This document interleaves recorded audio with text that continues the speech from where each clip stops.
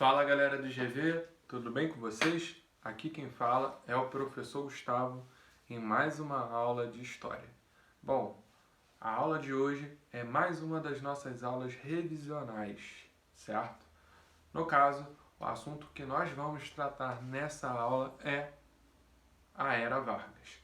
A Era Vargas é um período muito importante dentro da história do Brasil e que tem uma conexão muito grande com os assuntos referentes à história mundial, certo? Só para a gente fazer uma contextualização, a Era Vargas ela dura 15 anos, começando no ano de 1930 e terminando no ano de 1945.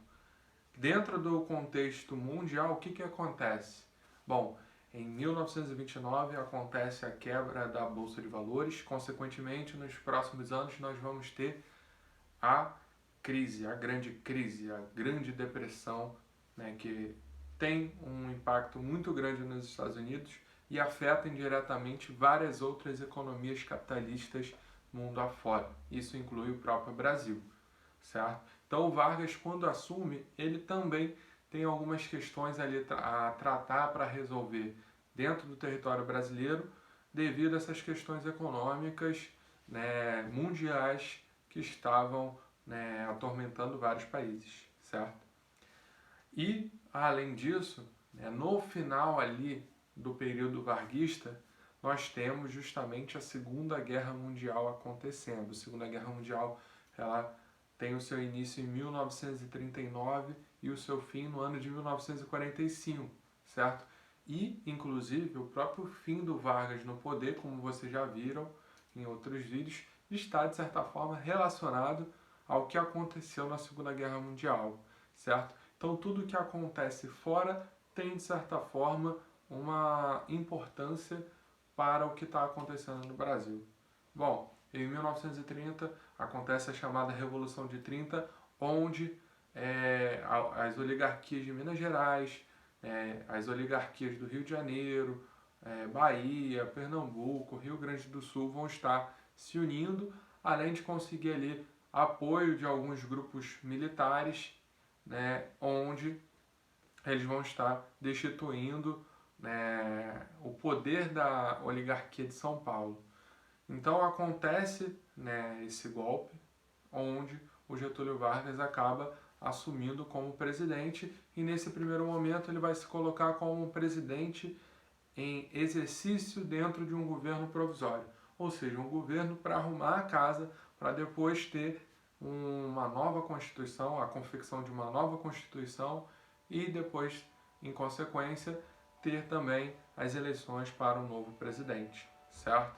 Mas o Vargas ele vai fazer tudo encaixando, certo? Vai ter tudo dentro do governo do Vargas tem uma conexão. Ele é extremamente habilidoso em conectar interesses de diferentes grupos e também de construir mecanismos para se manter no poder, certo?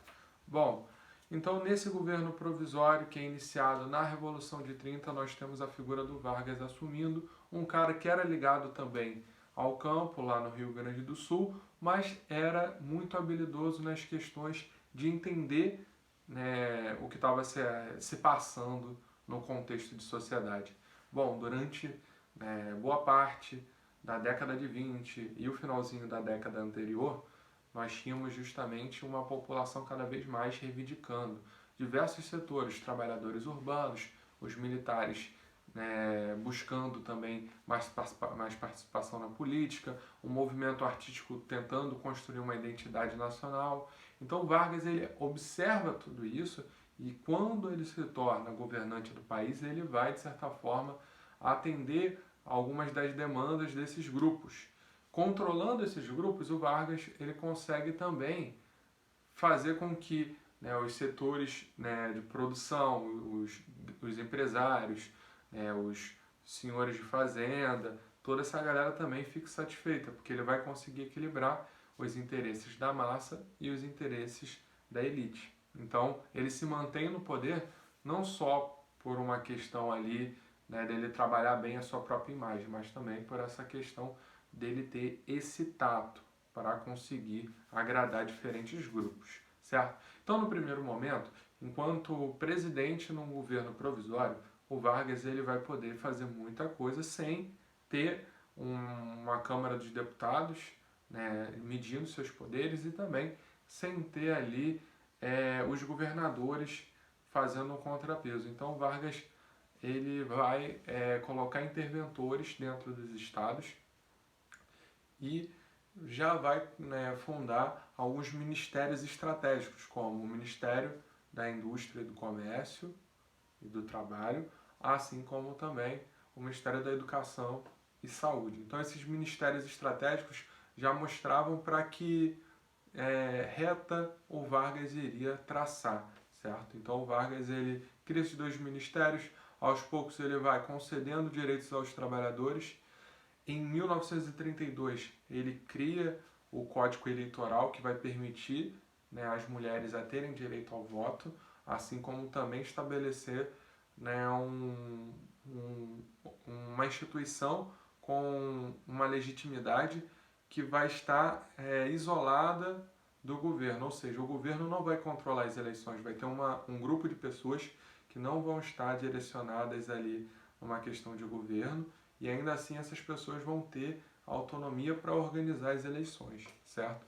Dentro disso, o Código Eleitoral também vai estabelecer o voto secreto, certo? E isso é muito importante para a questão da manipulação do voto, aquela coisa que a gente já tinha visto ali através dos coronéis, certo, galera? Bom, então, criado o Código Eleitoral, Vargas, né, aos pouquinhos dando direito aos trabalhadores, ele iria pouco a pouco conquistar, né, uma certa popularidade.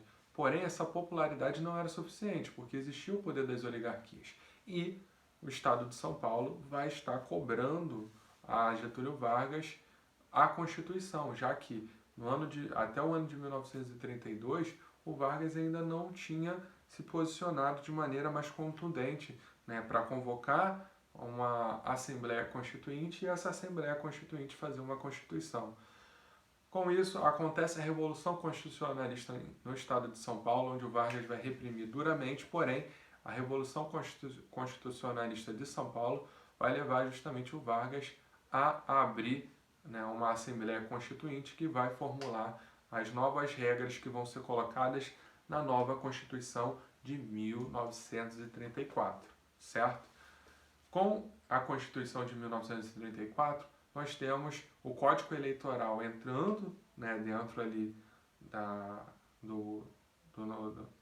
nossa Constituição. Nós temos também alguns direitos dos trabalhadores já sendo anexados dentro dessa Constituição, e nós temos, de certa forma, uma Constituição democrática, né? Porém, essa Constituição democrática de 1934, ela vai ter mais uma vez uma letrinha de rodapé, onde o presidente seria eleito de maneira indireta. No caso, nas primeiras eleições, o primeiro presidente seria eleito pelo Congresso. Ou seja, como houve toda aquela movimentação de organização, eles acreditavam que para as primeiras eleições após a Constituição, o presidente, né, seguinte deveria ser eleito pelo próprio Congresso. Essa manobra vai favorecer, obviamente, o Vargas, já que os deputados que foram eleitos para compor o Congresso, todos esses deputados tinham um apoio e uma base muito forte dos sindicatos. Os sindicatos, eles já vinham sendo controlados pelo Vargas, ou seja, ele controla os sindicatos e os sindicatos cobram dos deputados. Com isso, o Vargas ele é eleito em 1934 de maneira indireta, ou seja, a população não vai votar no Vargas, ainda que o Vargas tivesse uma certa simpatia por boa parte da população.